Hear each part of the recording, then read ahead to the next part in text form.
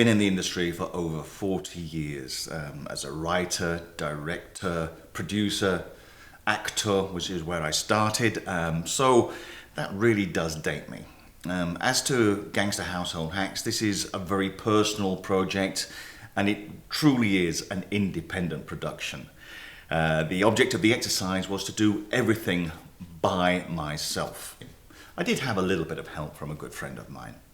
And as a result of that, it was a very cathartic exercise for me, and I learned how much I really know about this industry and how much I've forgotten, which is also very interesting. So that's The Who.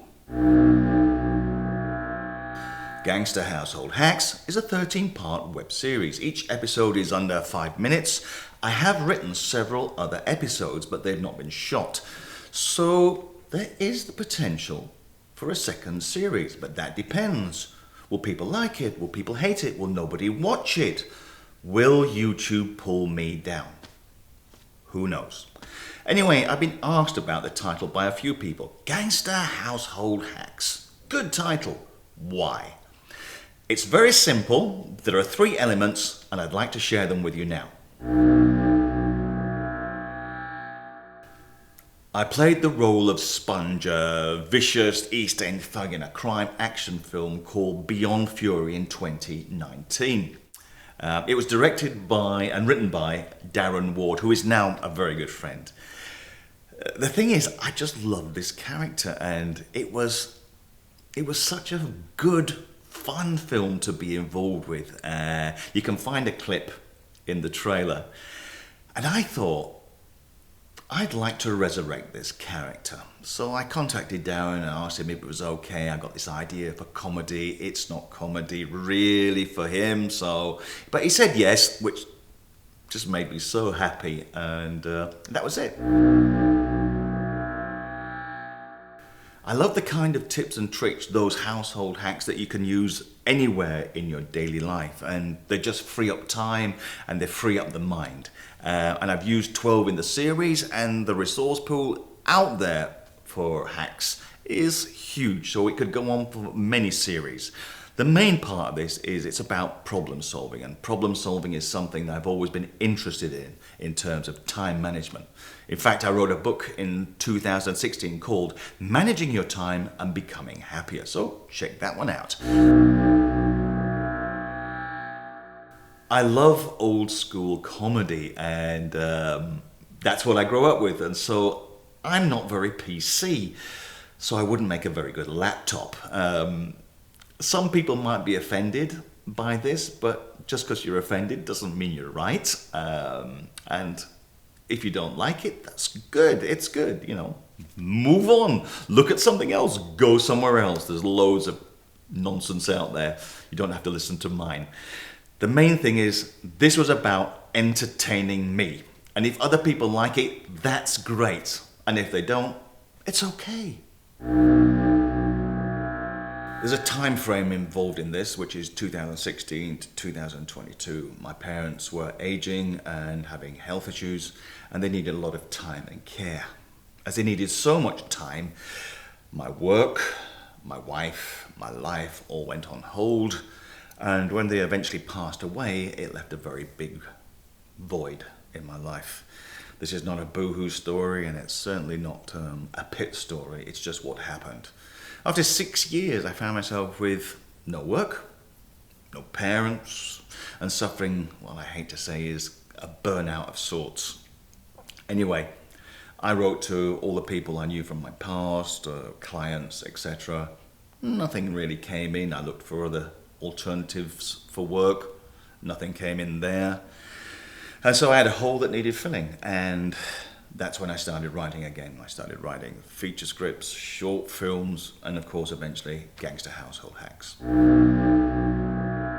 The first episode is called Dark and Dirty Doilies. My wife had some heirlooms from her grandmother, these very small kind of lace doilies, very nice but very discoloured. So I went online, had a look for a hack, found one, applied it, and lo and behold, it worked. So that was the first script, and in writing the script there were 4 elements that I needed to consider. They say location, location, location. Well, in this case, I was very limited. I didn't want to spend money and I didn't want to travel. So that left my house.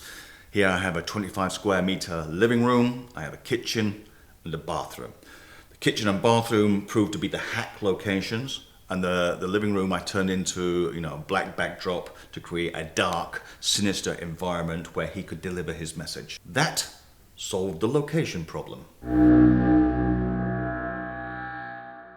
There are two things to consider. One is the acting side and one's the camera side. From the acting point of view, I didn't want to memorize 6 or 7 pages of script. I just wanted memorable, short chunks that I could get to the point, which meant that I could concentrate on the camera, on the sound, and on the lights. From the camera point of view, it's important to have some kind of dynamic range, which meant wide, mid, close-ups. So you had to make that Robert Rodriguez decision. This shot is in the wide, this shot is in the mid, this is in the close-up. Then you have your cut through, and I shot chronologically, which was the other important part of this. So I needed to write it in a way that would create an atmosphere that I could control. Length was a major consideration, so I wanted to keep everything under 5 minutes. Get in, get on, get out. Also 5 minutes of script time is about 5 hours, and normally I would finish within 4. Editing time was anything between 1 to 2 days, depending on the content of the script. Normally, you write a spec script, but in this instance, I had to write a very specific style of shooting script. It had to include every angle, every camera shot, every voiceover, every SFX, every piece of music. It all had to be written in so that I understood the direction, the intention of every chunk or scene or part of this script. And that made life so much easier than having to think on my feet. I've got a JVCGY HM100 that I purchased in 2010. Does the job. I've got a shotgun mic from the 80s, which is a Bear Dynamic. Brilliant mic. Still got it, still working. And I use that with a Zoom H4n, which I bought in 2010 also, which paid about $700 for that. And now you can buy one for about $100. Go figure. I got a pile of LED lights, and they were all bought to replace my tungsten kit because energy prices got so expensive. And then my editing kit, my Mac Tower from 2004, and it's running on OS 6, Snow Leopard, and I use Final Cut Pro 6. Yes, old but not obsolete. This has been a very cathartic journey for me.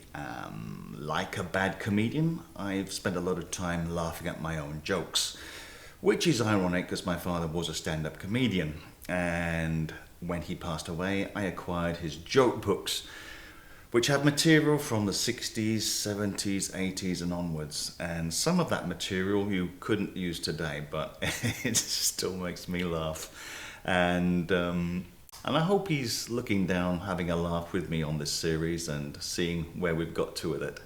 I'm hoping it's going to entertain a few folks along the way, but when I look at it from the right perspective, this has not been about finding a market or an audience or a million likes. It's been about something completely different, because I've managed to free my mind, I've managed to heal my heart, and I've managed to find my feet again, which has been the most important part of the journey. So that's more than I could have expected from the outset. And I hope that whoever watches it enjoys it one way or another. Thank you for spending the time watching this video, and take care of yourself, and thanks for your time.